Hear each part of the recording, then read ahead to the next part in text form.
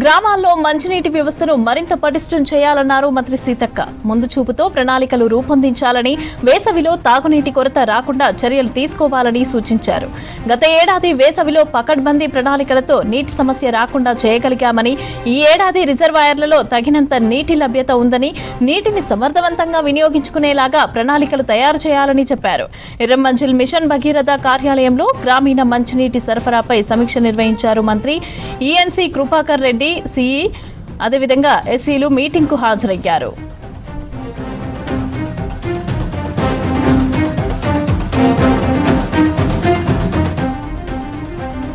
జిల్లాల్లో అవసరమైన చోట పంపు సెట్లకు వెంటనే రిపేర్లు చేయాలని అన్నారు సీతక్క. రిజర్వాయర్లలో నీటి నిల్వలను ఎప్పటికప్పుడు అంచనా వేసి ఇబ్బందులు కలగకుండా చూడాలన్నారు. మిషన్ భగీరథ సిబ్బంది కొన్ని చోట్ల అవసరం లేకున్నా కూడా స్వలాభాల కోసం బోర్లు వేయాలని ప్రోత్సహిస్తున్నారని, కొత్త బోర్లతో డబ్బులు, శ్రమ రెండూ వృధా అవుతాయని చెప్పారు. ఇక మేడారం మహాజాతరలో తాగునీటి సమస్యలు రాకుండా ప్రత్యేక చర్యలు తీసుకోవాలని అన్నారు సీతక్క. మేడారంలో నీటి సరఫరా పర్యవేక్షణకు మిషన్ భగీరథ అధికారులకు నియమిస్తామని చెప్పారు. ఇక ఈ నెల 10న మేడారంలో మిషన్ భగీరథ అధికారులు, సిబ్బందితో సమావేశం ఉంటుందని తెలిపారు మంత్రి.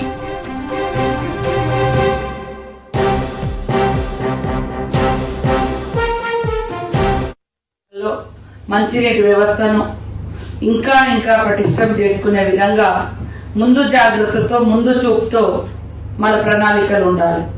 సమస్య వచ్చిన తర్వాత ఆదరాబాదర పోయి అక్కడ ఏదో చేద్దామంటే కష్టం. ఇప్పుడు చాలా చోట్ల పంపు సెట్లు ఖరాబ్ అయినాయి, పాడైపోయినాయి.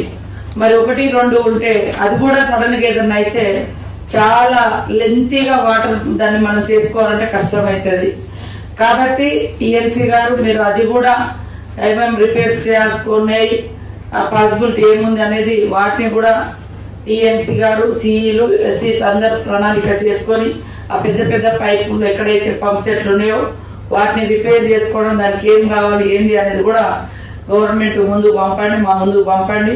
అది మనం కూడా ముందు పెట్టి దాన్ని తీసుకొద్దాం. ఎందుకంటే ఈ సంవత్సరం వర్షాలు బాగానే ఉన్నాయి, బట్ ఎండలు కూడా బాగా కనబడుతుంది, చలి కూడా బాగానే ఉంటుంది.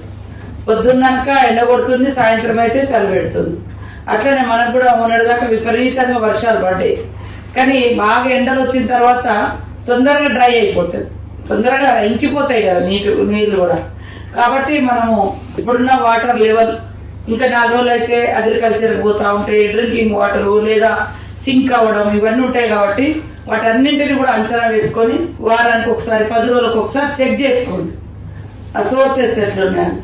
దాన్ని బట్టి మనం ప్రణాళిక సేమ్ టైంలో మీరు అంచనా వేసి అన్నెసెసరీ కాకుండా మనకు ఏది అవసరం ఉంది అనేది, ఎందుకంటే పైన కూడా ఫండ్స్ ప్రాబ్లం ఉంది కాబట్టి మరి అవసరం ఉన్న మేరకే మనం ఏం పెడితే బాగుంటుందని మీరు ఎస్టిమేషన్స్ వేసి కలెక్టర్లకు చెప్తే ఖచ్చితంగా అక్కడి నుంచి కూడా ఇప్పిస్తాం. ఎంతో కొంత ఎస్డిపి కూడా వస్తుంది కాబట్టి అది కాకుండా కూడా ఏదైనా స్పెషల్గా ఇంకా కొంతమంది ఏంటంటే పదే ఎక్కువ బోర్లను కూడా డిమాండ్ చేస్తారు. బోర్లను కాకుండా మనకు లోకల్గా మన మిషన్ భగీరథ నీళ్ళని ఎక్కువ వాడేటట్టుగా మన అవేర్నెస్ ఇవ్వాలి. గతంలో కూడా 2-3 సార్లు పెట్టుకోవడం జరిగింది.